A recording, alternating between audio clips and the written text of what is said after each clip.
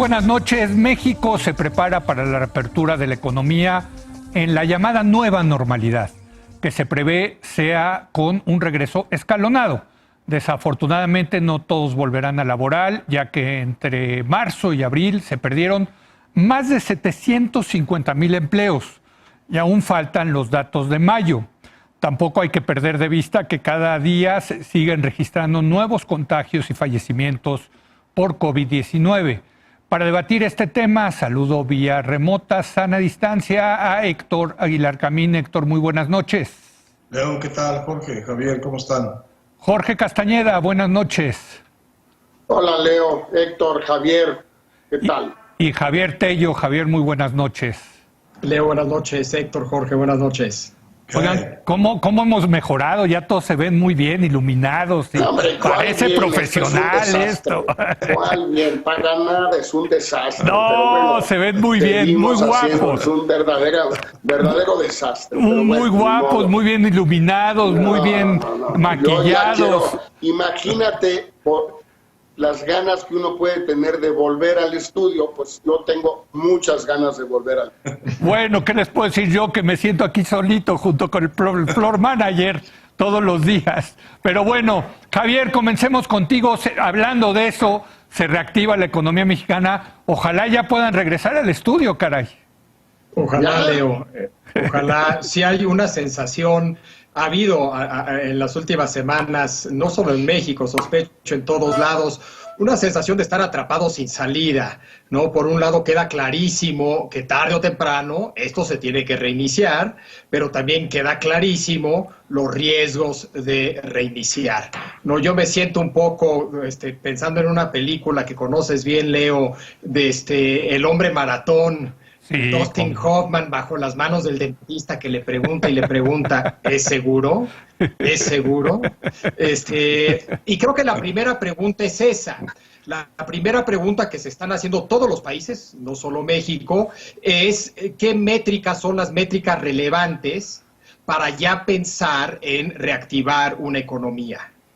Y la segunda pregunta es si se cumplen esas métricas, y podemos tener una primera discusión sobre esas métricas, pero la segunda pregunta sería, bueno, dado que se cumplen esas métricas, ¿qué estrategia de salida es la que se tiene? Y distintos países han seguido distintas métricas y México, distintas estrategias de salida, y obviamente México tiene ya planteado la suya. Lo que sí queda claro en México y en todos lados es que sí estamos en un territorio totalmente desconocido todos. La única ventaja que tenemos en México es que podemos aprender algo de lo ya ocurrido en Asia y en Europa. Sí, y yo creo que de las lecciones aprendidas, Jorge, yo por lo que he leído hay que aplicar muchas pruebas, y me sigue rebasando la versión de este gobierno de las pruebas. Bueno, este es un gobierno que no le gustan las pruebas, decidió desde un principio no hacerlas.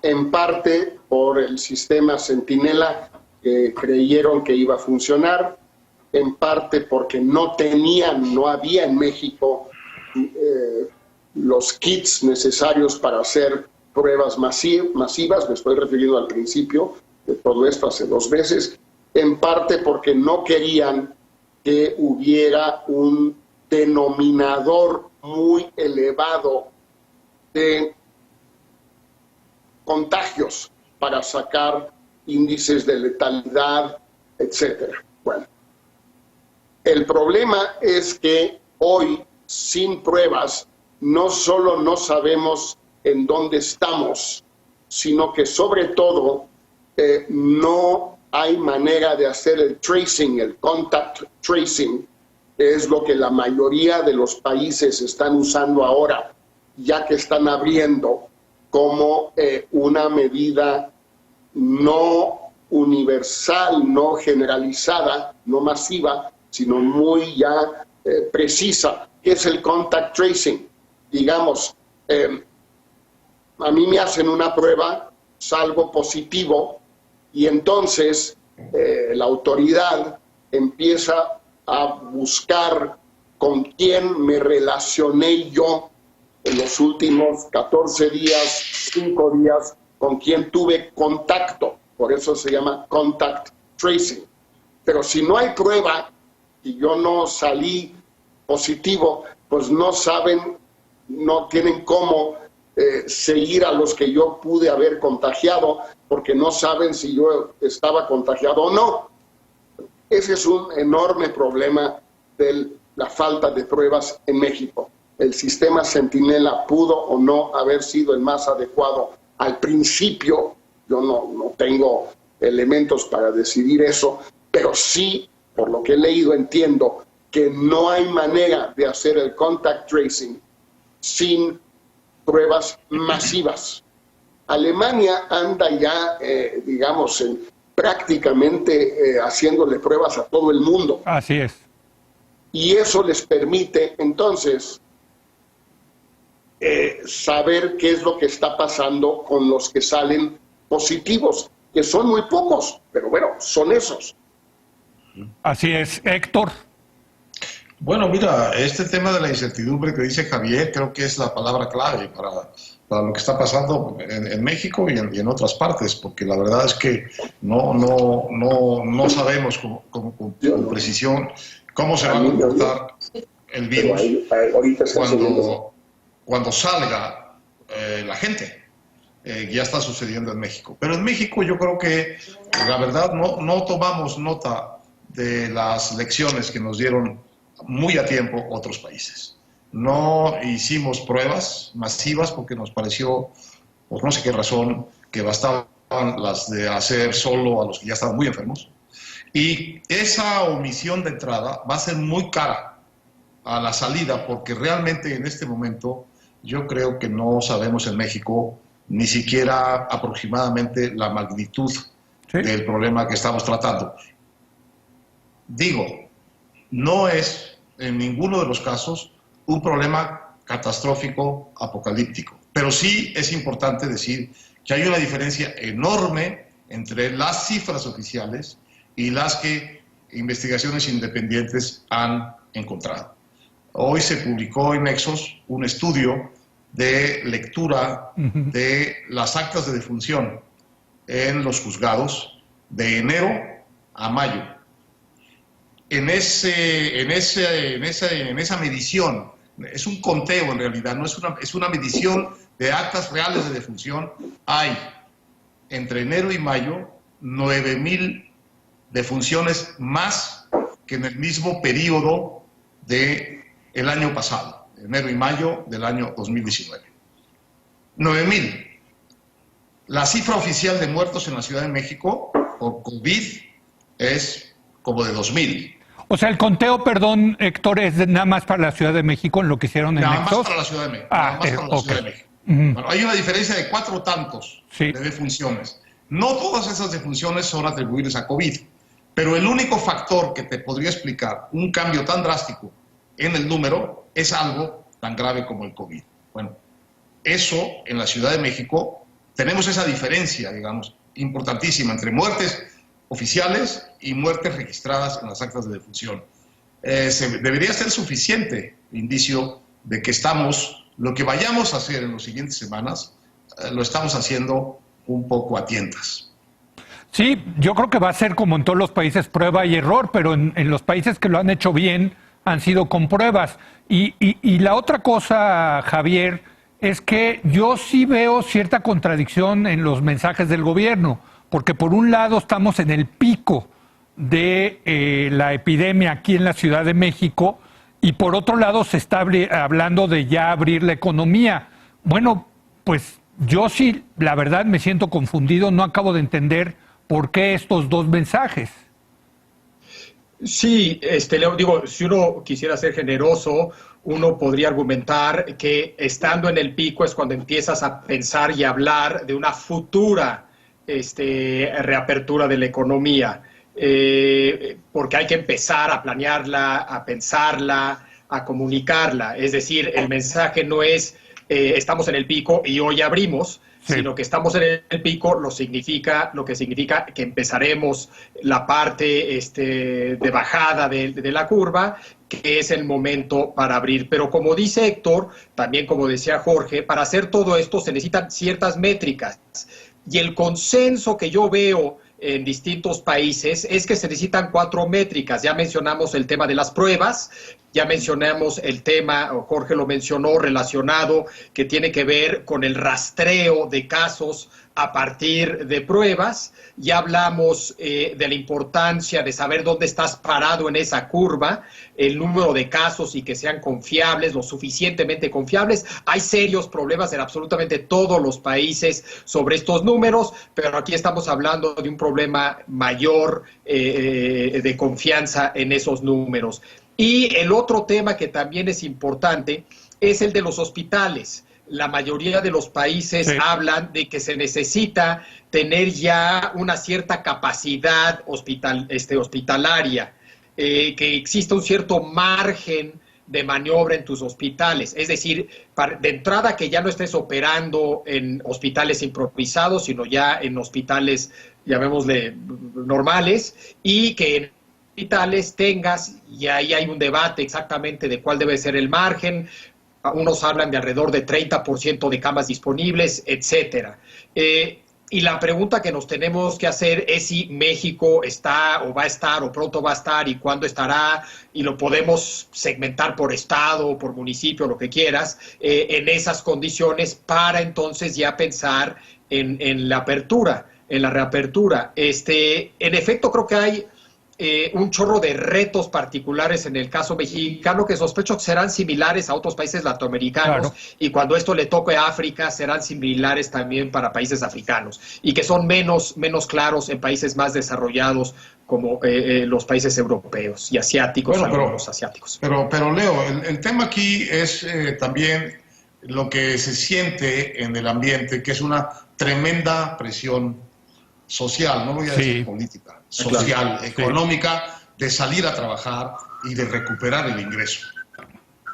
Eso está ahí, en la gente. A la gente le dices, estamos en el pico de la pandemia, pero ya estamos a punto de poder salir, y la gente dice, ya puedo salir. Ve la Ciudad de México.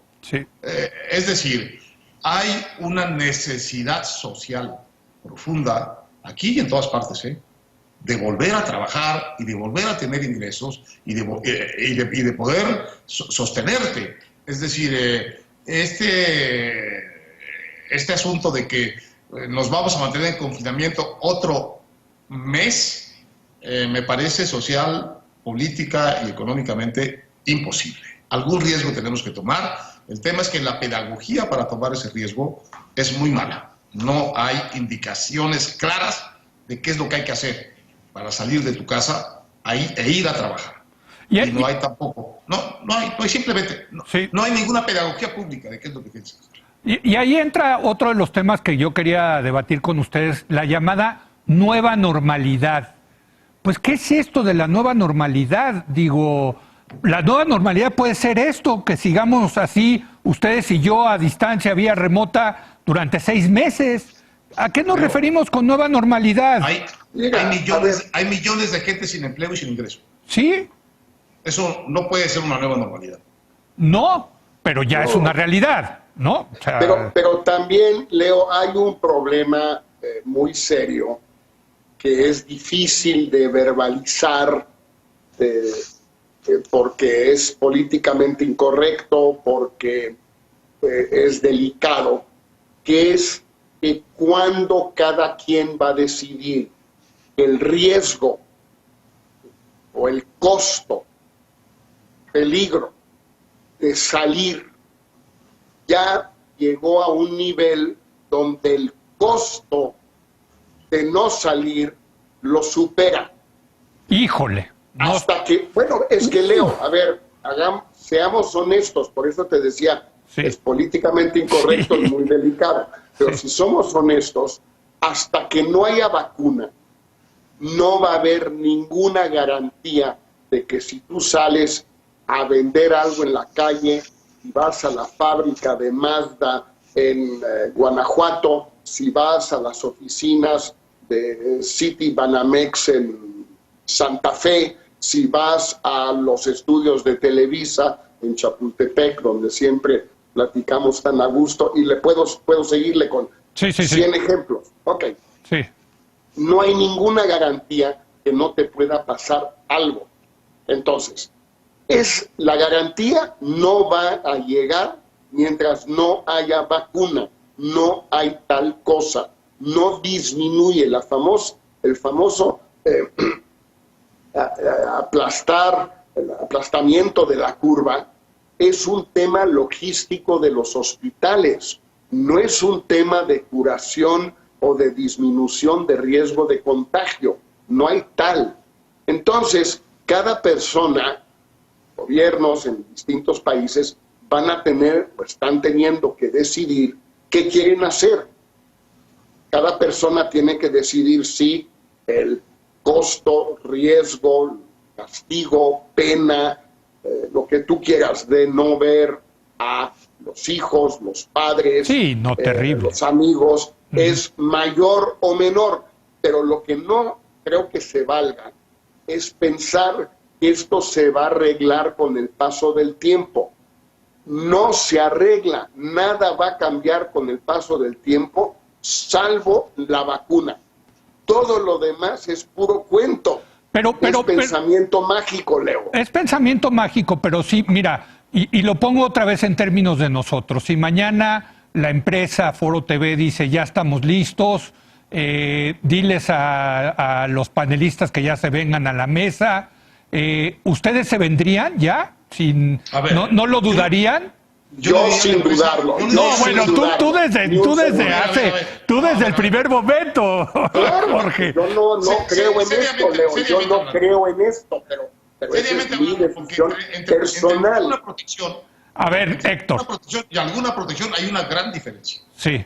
Yo le diría a la empresa, sí, yo voy, nada más dime exactamente qué es lo que tengo que hacer y cómo tengo que llegar para garantizar razonablemente que no me voy a infectar en tus instalaciones.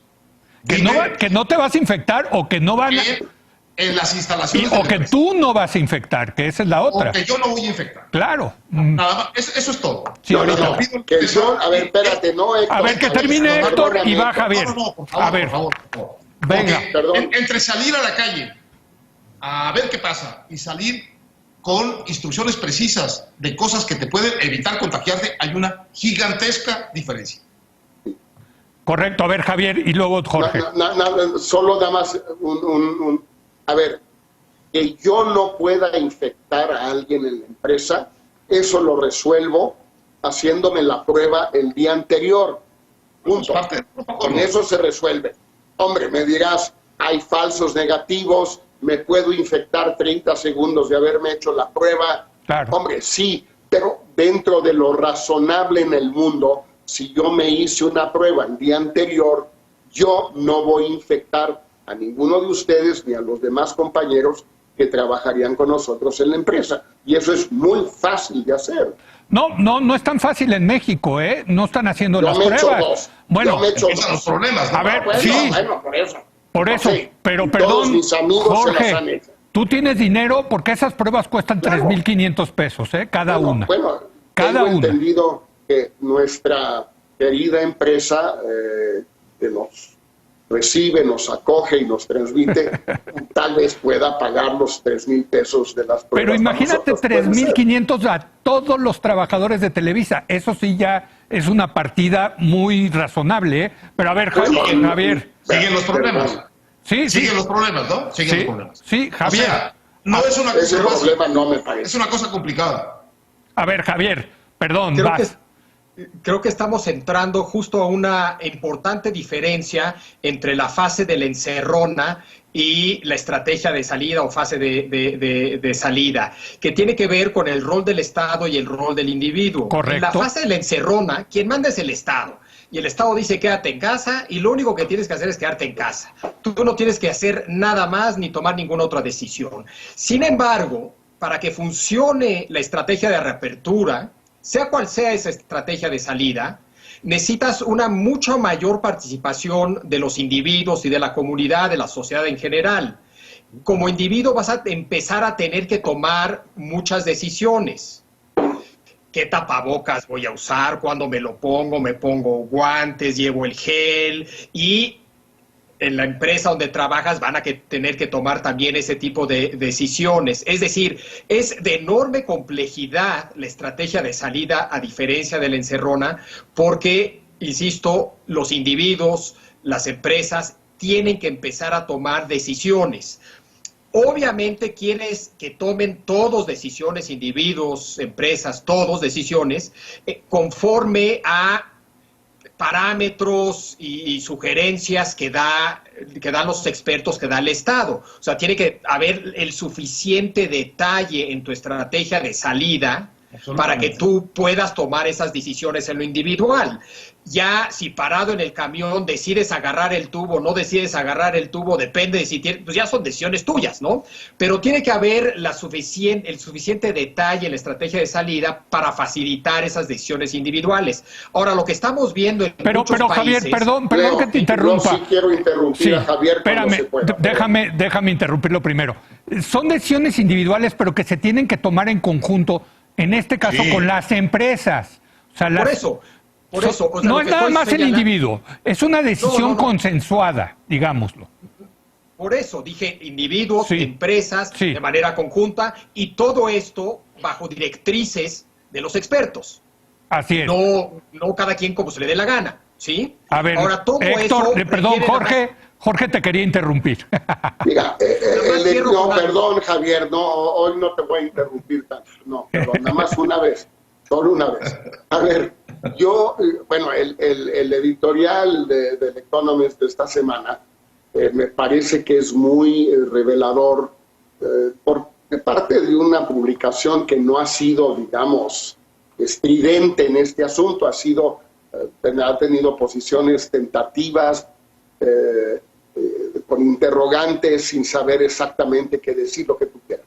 Pero básicamente, ¿sabes? Los gobiernos de todo el mundo, desde China en Wuhan en enero, tomaron una serie de decisiones frente a esta pandemia sin tener la más remota idea, 1, de qué estaban haciendo, 2, de qué estaba pasando, pero sobre todo, 3, de cómo salir de este relajo.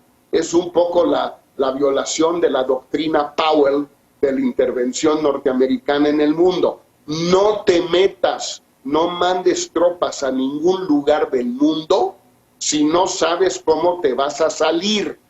Si no sabes salirte, no te metas. Eso es lo que han hecho los gobiernos, todos, ¿eh? Unos lo han hecho bien, otros lo han hecho mal, pero no nos equivoquemos. Nadie tenía la más remota idea de qué hacer, qué pasaba, y menos aún cómo salir. Y lo estamos viendo ahorita con esta especie de caos universal, donde cada país hace lo que se le da su regalada gana. No es un caos universal, no. Perdón, hay experiencias muy distintas de país a país. Y hay países que lo han hecho muy bien y otros que lo han hecho muy mal. No es una experiencia universal que todos han ido al chilazo. No es así. Alemania no fue así, Taiwán no fue así, Corea del Sur no fue así, Estados Unidos sí fue así, Italia sí fue así, España sí fue así y México. Alemania también, estado por estado. Sí. A ver, perdón que los interrumpa. Se le da su regalada gana. A ver, perdón que los interrumpa porque le toca a Javier sin interrupciones. Venga, Javier. Perdón, Javier, no, perdón. No, yo lo que entendía de lo que decía no provoques Jorge, tampoco, ¿eh? No, te voy a dar la razón, de hecho. Yo lo que entendí de lo que ahorita decía Jorge es de lo que ha sido medio caótico son las estrategias de salida. Es decir, habrá países que en la encerrona y en su primera estrategia de contener eso o de mitigar los efectos de la pandemia, hicieron las cosas mejor que otros, sin lugar a duda, como decía Héctor. Pero donde sí ha habido mucho más caos y mayor incertidumbre de cómo exactamente proceder es en la reapertura. ¿Por qué peluqueros no y restaurantes sí? ¿O por qué restaurantes sí siempre y cuando hagan A, B y C? Cada país sí ha empezado a tomar decisiones de ese tipo muy particulares sin tener enorme claridad, unos por cuestiones culturales, Por ejemplo, unos han dejado que operen mercados locales porque esos mercados locales son partes fundamentales de la cultura de ese país, por más que sí son algo riesgosos, pero sienten que por su importancia cultural era importante darles juegos. En fin, yo sí veo, tal vez no caos, pero no veo un claro patrón a seguir para nadie. Lo que más parece ser lo normal en esto son estas cosas que llaman zonas verdes, que es el esquema francés, el esquema español y al parecer lo que vamos a seguir aquí en México, de dividir al país en pequeñas zonas y empezar a abrir por zona y luego empezar a conectar zonas ya liberadas, para usar el término de Trump. Pero yo sí veo enorme, insisto, tal vez no caos, pero mucha incertidumbre en exactamente cómo reabrir, reiniciar las actividades, la vida económica, la vida social en todos estos países. Pero sí tenemos como mexicanos la enorme ventaja de que otros países empezaron primero y vemos cómo les va. Y eso sí es una enorme ventaja que creo que hay que aprovechar totalmente.